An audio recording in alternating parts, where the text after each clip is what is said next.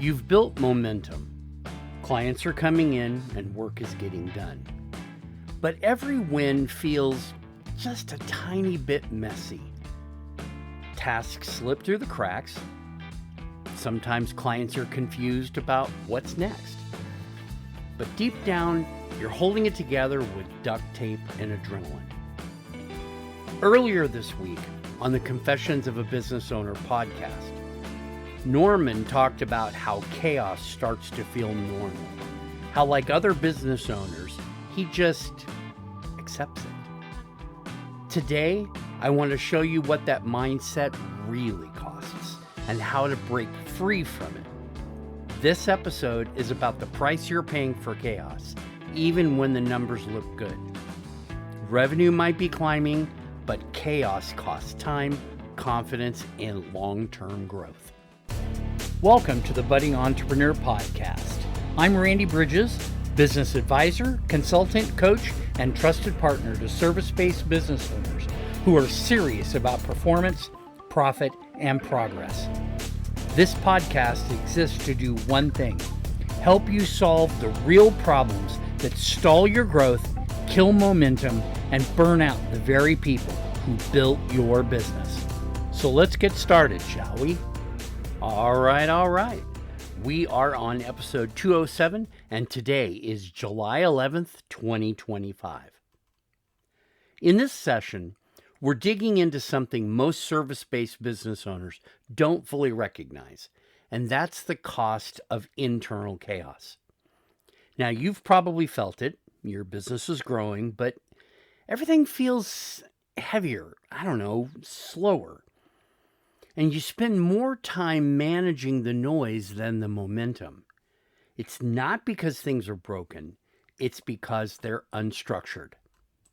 So today, we'll cover why chaos hides inside busy seasons, the hidden costs you've probably been absorbing, a case study of how one business cleaned it up, and a simple audit to spot where chaos is slowing you down. Now, when it comes to chaos thriving in these growing seasons, I frequently found that when your business is growing, chaos gets a pass. Maybe you're landing new clients, you're shipping the work, you're hiring, you're doing all the things that you really want to. But instead of building the right systems, you find yourself patching things together. Why is that? Because speed feels like success. I know it, you know it. When things are humming, when they're happening, everything is going along just great. Guess what? You'll let things slide. But speed without structure equals stress, and we've talked about that. Because the faster you go, the more stress you encounter. Here's what I found out the hard way. Chaos isn't a growth strategy. It's a growth tax. And the longer you let it stay, the more it's going to cost you. And many times, you'll never even see it showing up on the P&L. So how can you make better decisions while knowing chaos is stripping away your revenue and your overall ability to grow the business? Now, you might disagree with that, but let's break this down as a growth tax into the three common areas and see if we can't really clearly understand why it's a problem. The first one is rework and redundancy. When your roles aren't clear, there's a lot of work that's going to get duplicated. People are not going to be aware of what's going on somewhere else within the business. And when you can't see across a company, it makes it really hard to understand where and when redundancy is occurring. Maybe your clients get mixed signals, right? Your team ends up fixing more than they create. Ultimately, it's costing you in the rework and the redundancy, especially rework. Remember, productivity is defined as the total number of widgets, whatever it is that you do, but efficiency is the total number of widgets minus defects. And you don't want to have rework counted as a defect. Another area that this growth tax occurs is in decision fatigue. Whole episode on it a while back.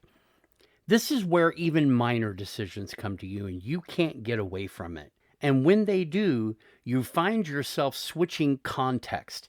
That's the change from what you were working on to whatever is new. And trust me, it's going to wreck your focus, especially if you're really in a busy part of the day. In essence, in decision fatigue, you become the system instead of building one. And the third one is missed momentum. And you can't scale what you can't structure. Essentially, opportunities are slipping because you're reacting and you're not leading.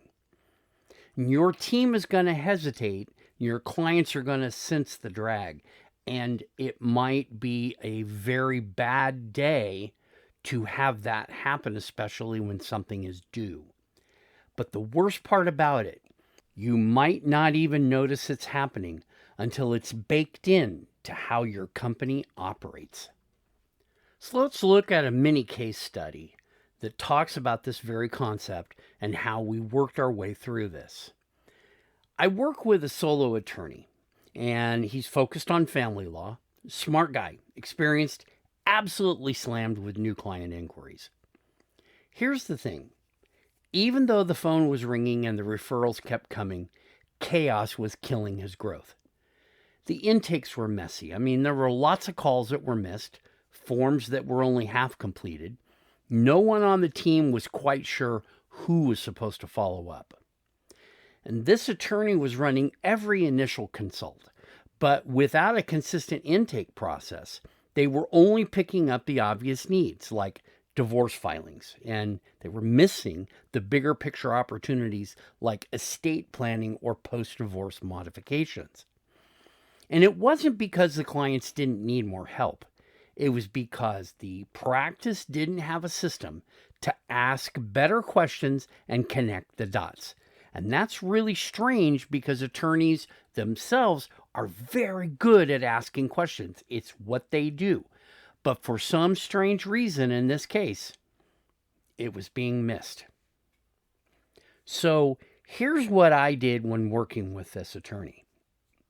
We started by building a clear intake flow using a templated discovery form. We created a checklist of secondary issues that needed to be flagged during the initial consult. And we delegated pre-qualification to a trained assistant. That way, the attorney could focus on aligned, ready-to-retain clients. What was the result? Well, follow-ups now were completed 100% of the time. And the consult-to-client conversions increased by 35%. Most importantly, the whole team started capturing full case value, not just surface-level services. Now, whether you call it intake, onboarding, just your basic sales process, you don't just get organized. You want to uncover more ways to help. And in any kind of a service business, that means better outcomes and better revenue. Now, in the beginning, I promised you a self-check audit that you can do on yourself. So here's a 3-question audit that you can do that will help you to identify, are you still managing chaos?